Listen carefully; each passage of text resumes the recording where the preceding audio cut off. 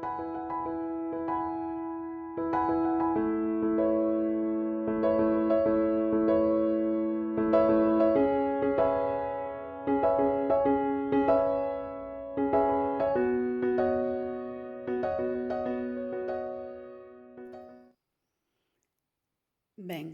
hoxe no Castelo do Bolo imos preparar a auga coas ervas de San Xoán e témolas aquí precisamente donde temos recreado o mercado na Idade Media cos diferentes tipos de ervas que se usaban e de elementos que se podían vender naquel momento.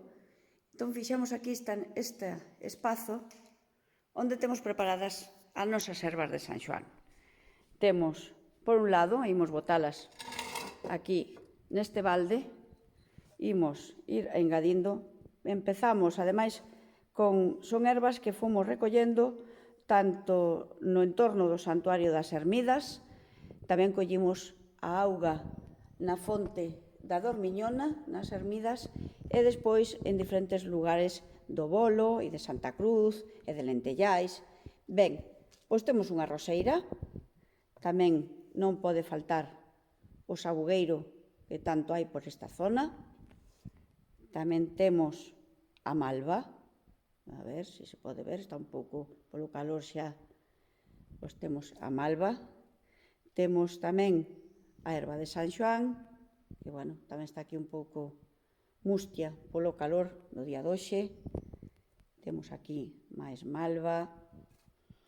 Temos tamén o fiuncho, que vai para dentro tamén.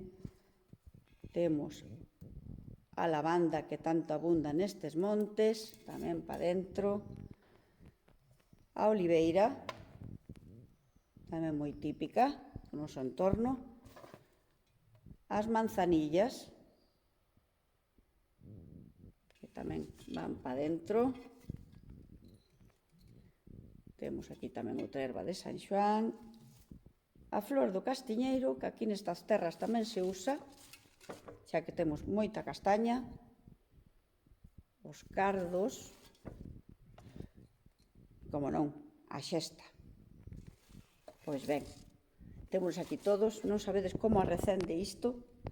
E agora imos botar a auga da fonte da Dormiñona, das Ermidas. Imos botalas, regalas ben, porque despois isto quedará no exterior do castelo medieval do Bolo para que colla o rexío da noite. Ben, xa temos a auga feita, pero falta unha cousa moi importante, e é poñer por riba de todo toxo, eu collín esta naquiño porque picaba moito, e silva. Isto hai que poñelo por riba, tanto o toxo como a silva, porque, segundo falan algúns, pois hai que evitar que o demo e as meigas poidan botar nada en riba dela. Así, asegurámonos que, como pincha, pois nin o demo nin as meigas poden tocar a nosa auga. E xa estaría feita a auga para esta noite de San Xoán. Que pasedes boa noite dende o Castelo do Bolo.